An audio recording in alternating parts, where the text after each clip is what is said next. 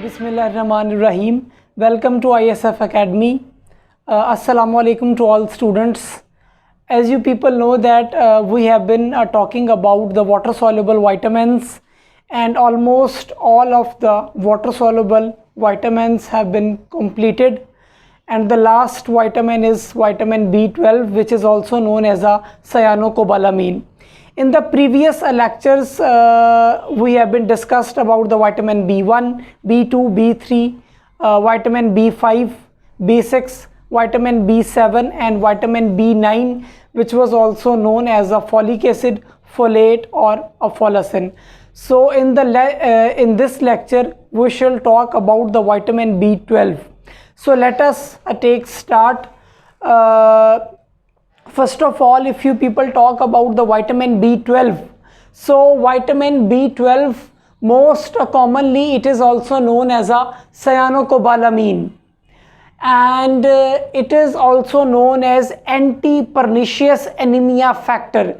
Simply you people can say that if vitamin B9 is deficient, then the type of anemia which appear is megaloblastic or the macrocytic anemia. But if you people talk about the vitamin B12, so due to vitamin B12 deficiency, the pernicious anemia will appear or it will occur, and we will discuss later on. So it is also known as anti-pernicious anemia factor. So it was first discovered in 1940s, and it was isolated in 1948. There were two chemists which isolated the vitamin B12. The one was Carl Volckers and the other one was known as Baron Alexander. In 1956, there was a female scientist known as Dorothy Hodgkin. So she described the structure of the vitamin B12 in detail, and she won the Nobel Prize in 1960s. Furthermore, in 1971, there was a scientist known as Robert Woodward. Robert Woodward, he synthesized this vitamin in the pure form. So furthermore, it is also known as a cobalamin, and this cobalamin, you people can say that it is involved in a metabolism of every cell. कि आपके जिस्म के जितने भी sales हैं, जितने भी खुलिए हैं, उनके मेटाबॉलिज्म के अंदर आप कह लें कि जो कोबालामीन है, it plays a vital role. Furthermore, if you people talk, so the vitamin B12, it also acts as a cofactor in DNA synthesis.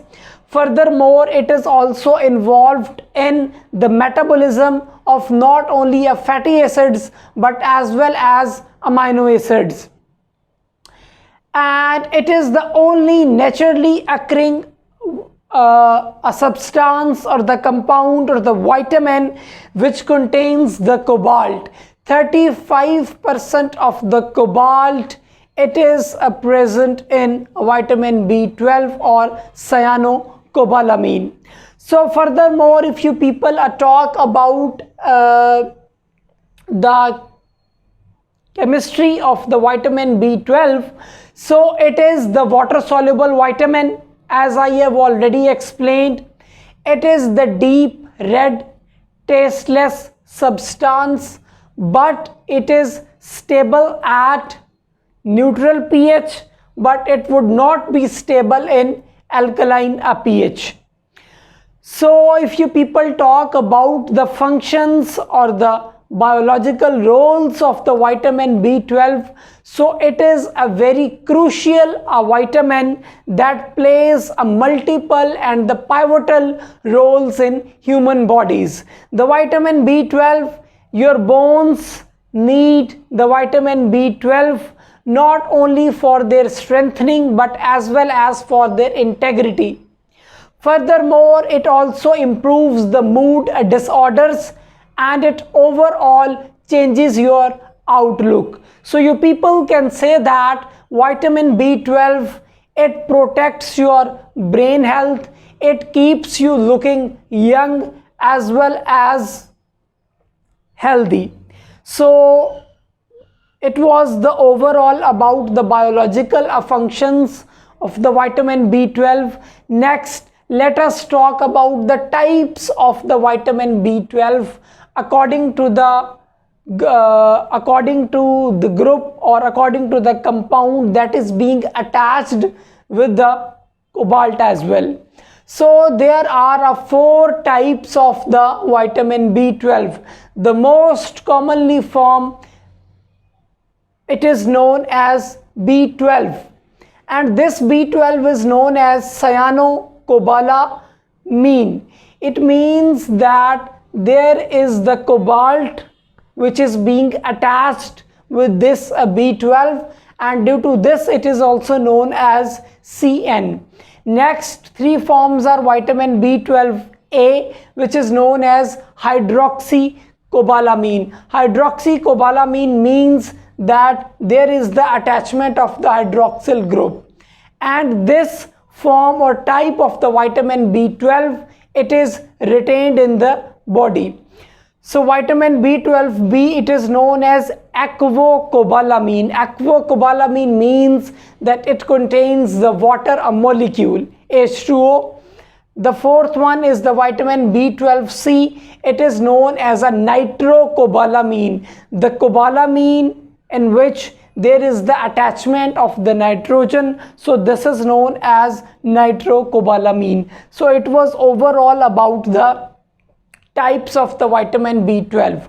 So if you people talk that how it is synthesized in the human bodies, so first of all, the vitamin B12, it is being synthesized by the microorganisms which are present in the rumen, and the rumen, it is the first chamber of the stomach, particularly in cows and sheeps I am talking about. Afterwards it enters the first chamber of the stomach, which is rumen, then it enters into your muscles, into your tissues, and it becomes the part as well. Afterwards, synthesis. If you people talk about the deficiency diseases, so there are the 2 deficiency diseases or the disorders which can appear or which can occur due to the vitamin B12 deficiency. The one is atrophic gastritis and the other is a pernicious anemia. Atrophy means wasting, gastrite means your stomach, and itis means inflammation. So inflammation of the stomach or overall the wasting, it will be known as atrophic gastritis. Simply you people can say that it is a condition in which there is the damage of the stomach cells, which are also known as a parietal cells. The other is known as a pernicious anemia. It occurs due to the lack of intrinsic factor, which is known as a glycoprotein in your stomach. If this glycoprotein is lacking, then vitamin B12 will not be absorbed and the result will be pernicious anemia. So guys, furthermore, what are the food sources of the vitamin B12? The eggs, meat and dairy products, they are considered to be rich in vitamin B12. So next about, if we talk about the population or the group of individuals who are at risk of becoming vitamin B12 deficient, so those people or those group of individuals who are strict vegetarians. Strict vegetarians means that they do not consume or eat the dairy products, the meats, fish, eggs, or some sort of the vitamin B12 fortified foods. The other reason could be that there is the intestinal malabsorption of vitamin B12, as I have already discussed, the lack of intrinsic factor, which is the glycoprotein. So what are the recommendations? Recommendations are that in case of adult, the RDA or the recommended dietary allowance is 2.4 micrograms. So how it is being absorbed? So vitamin B12, when it becomes the part of your blood, so it is being bounded to the two proteins. The one is the transcobalamin and the other one is the hepatoacorin. 70 to 80% of the vitamin B12, it is being bounded with the hepatoacorin, and the remaining 30 or the 20%, it is being with the transcobalamin. So how it is being transported? It is being transported via the liver. There is the hepatic portal circulation, or the vein, you people can say that, through which it is transported. So then how it is being excreted? So it is excreted via urine, and to some extent it is stored in your muscles and as well as your liver. So this was overall about the vitamin B12, which is known as a cyanocobalamin. Hope you guys understand. So at last I would like to say that we have completed the all water soluble vitamins in detail, and in next lecture we shall talk about the fat soluble vitamins A, D, E and K in detail.